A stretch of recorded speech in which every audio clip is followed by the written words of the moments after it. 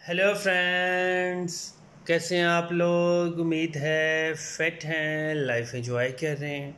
Friends, आज detail से video share करेंगे चीकू प्लांट्स के अबाउट। और इनको आप जब ज़मीन में ग्रो करते हैं, क्यारी में ग्रो करते हैं, तो ये बड़े साइज़ का प्लांट बनता है। और अगर आप टेक्निकल होके केयर करें तो सारा साल इसके ऊपर फ्लावरिंग भी होती है और फ्रूटिंग भी लगती है। लेकिन अब बहुत सारे क्वेश्चन आते हैं कि हमारे चीकू का प्लांट फिजिकली तो फिट है, मतलब हेल्दी प्लांट है, लश ग्रीन है और उसके ऊपर फ्लावर्स भी बहुत ज़्यादा आ रहे हैं, लेकिन कोई भी फ्लावर नहीं टिक रहा, वो ड्रॉप हो रहा है और चीकू का फ्रूट नहीं बन रहा। बेसिकली चीकू का प्लांट थोड़ा सा सेंसिटिव प्लांट होता है पानी के मामले में और फर्टिलाइज़र के मामले में। और लास्ट ऑप्शन आती है कि आपने इसको कौन सा स्प्रे करना है। अब ये हमारा चीकू का प्लांट 5 साल पुराना है और इसके ऊपर चीकू के ऊपर बहुत सारे चीकू भी लगते हैं और इसके ऊपर फ्लावरिंग भी नॉर्मली चलती रहती है। अब ये वाला चीकू देखिए, हमने 1 हफ़्ता लेट इसको हार्वेस्ट किया है। ये बहुत ज़्यादा पक गया है, इसके अंदर सीड्स होते हैं और ये बहुत ज़्यादा टेस्टी होता है। चीकू का प्लांट बेसिकली बहुत ज़्यादा गर्मी को लाइक करता है। जितनी ज़्यादा गर्मी होगी, हबस होगा, आपका प्लांट अच्छे से ब्लूम करेगा, लश ग्रीन होगा और उसके ऊपर बहुत ज़्यादा फ्रूटिंग होगी। अब इसका फ्रूट ये बहुत ज़बरदस्त है, टेस्टी है, बहुत सॉफ्ट है। इसके सीड्स को भी आप ग्रो कर सकते हैं। अब डिस्कस करते हैं कि आपने इसको ग्रो कैसे करना है। इसको हमेशा ऐसी मिट्टी में लगाएं जो बहुत ज़्यादा वेल ड्रेन्ड सॉइल हो। अगर आपने इसके ऊपर कोई अच्छा सा स्प्रे करना है तो सिर्फ़ और सिर्फ स्प्रे हो सकता है सैल्यूट या पॉलीट्रीन सी। ये दोनों केमिकल्स आप यूज़ कर सकते हैं। ये आपके फ्लावर्स को ड्रॉप होने से बचा लेगा। कोई छोटे मोटे जो फंगस के इश्यूज़ होते हैं या लीव्स के ऊपर जो वाइट स्पॉट्स आते हैं उनको भी ये इजीली रिमूव कर देगा। और आपने इसकी क्वांटिटी बहुत ही कम यूज़ करनी है। आप कोशिश करें, अगर 7 लीटर 8 लीटर पानी ले रहे हैं तो उसमें इसके उतने ही ड्रॉप्स डालने हैं, मतलब 1 लीटर पानी में 1 ड्रॉप। अगर आपके पास एक ही प्लांट है तो आप 1 लीटर पानी यूज़ कर सकते हैं। अब हम इस स्प्रे को बना के बाकी फ्रूटिंग प्लांट्स के ऊपर भी स्प्रे करेंगे। अब दूसरी ऑप्शन आती है नीला थोथा। ये आपको पंसारी की शॉप से मिल जाएगा। ये थोड़ा सा जहर होता है। ये जब आप लीव्स के ऊपर शावर करेंगे तो फंगस के इश्यूज़, मिली बग्स, सेंटीपीड्स, ऐसे जितने भी गंदे मंदे कीड़े होते हैं उनको टोटली रिमूव कर देगा। और जो नीले थोथे वाला पानी होता है उसको आप लाजमी रूट्स में भी स्प्रे किया करें। मतलब जो क्यारी है वहाँ पे आसपास बिल्कुल आप स्प्रे किया करें। उसकी वजह से भी छोटे मोटे इंसेक्ट्स ख़त्म हो जाते हैं, जैसे कीड़ियाँ मकोड़ियाँ। और स्पेशली जो आपकी स्पाइडर मैट्स होती है जो मिट्टी के अंदर रहती हैं उनको भी 100% किल कर देगा।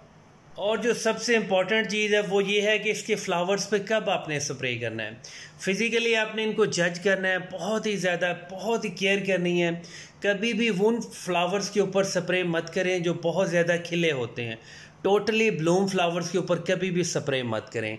अब कुछ यहाँ पे फ्लावर्स ऐसे हैं जो बिल्कुल बर्ड्स हैं, मतलब अभी वो फ्लावर बने ही हैं, जिसको आप कह सकते हैं कि छोटी छोटी सी कलियाँ, उनके ऊपर स्प्रे कर सकते हैं। कुछ फ्लावर्स ऐसी होती हैं जिनके ट्यूलिप्स ओपन होते हैं, मतलब जो उनके जो पत्ते से होते हैं वो ओपन होते हैं। जब वहाँ पे आप स्प्रे करेंगे तो वो आपका फ्लावर जलने लगेगा, उसकी वजह से भी चढ़ सकता है। इसलिए आपने बहुत ज़्यादा क्या केयर करनी है। चीकू का प्लांट कुछ ऐसा प्लांट होता है, इसके ऊपर फ्रूट भी लगा होता है। थोड़ा सा फ्रूट बड़े साइज़ का भी होता है, कुछ छोटे छोटे साइज़ का भी होता है। इवन के नए फ्लावर्स भी आ रहे होते हैं, मतलब सारा साल ये चलता रहता है। जब बहुत ज़्यादा ठंड वगैरह होती है उस वक्त इसकी ग्रोथ थोड़ी सी रुकती है, लेकिन ओवरऑल ये सारा साल ही चलता रहता है। अभी हमारा 5 साल पुराना प्लांट है, इसकी अभी थोड़ी सी हमने प्रूनिंग करनी है। प्रूनिंग ना करने की वजह सिर्फ यही है कि इसके ऊपर बहुत सारे फ्लावर्स हैं।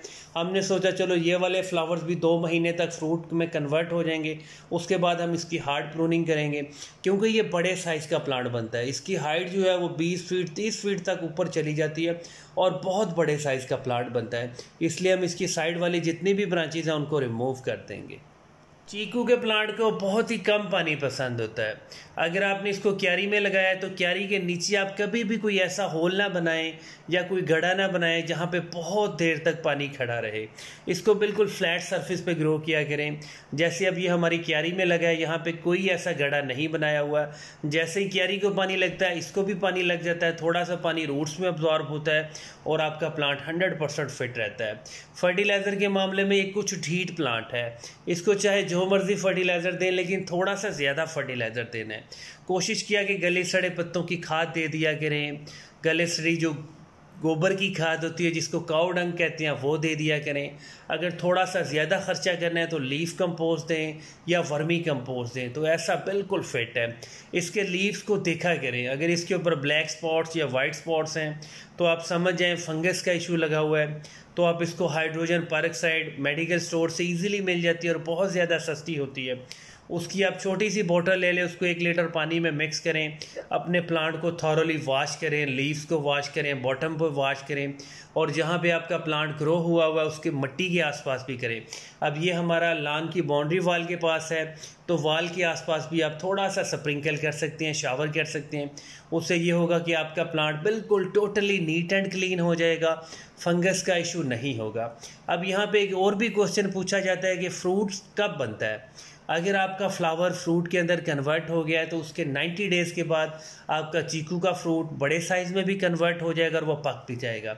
और बहुत सारे लोग इसको रूफ टॉप पे ग्रो करना चाहते हैं। अगर आप चीकू के प्लांट को रूफ टॉप पे ग्रो करना चाहते हैं तो हो जाता है, लेकिन आपका प्लांट ग्राफ्टेड होना चाहिए और वो 5 से 7 साल चलेगा, क्योंकि ये एक बड़े साइज़ का प्लांट होता है। उसके बाद इसकी रूट्स बहुत ज़्यादा हो जाएंगी तो आप ग्रो बैग में या गमलों में उसको मैनेज नहीं कर सकते हैं। इसी तरह आप दूसरे फ्रूटिंग प्लांट्स को भी रूफ टॉप पे ईजिली ग्रो कर सकते हैं, लेकिन बड़े साइज़ का गमला होना चाहिए। एट दी एंड यही होगा कि आपने उसको ज़मीन में शिफ्ट करना ही पड़ेगा, क्योंकि चीकू का प्लांट उसकी हाइट 20 फीट 30 फीट होती है। आप उसको रूफ टॉप पे मैनेज नहीं कर सकते हैं। अगर आपको बहुत ज़्यादा शौक है तो 7 6 7 8 साल तक आप उसको ग्रो कर सकते हैं। अगर ग्राफ्टेड चीकू का प्लांट होगा उसके ऊपर फ्रूटिंग भी लगेगी, कोई ज़्यादा इशू नहीं है।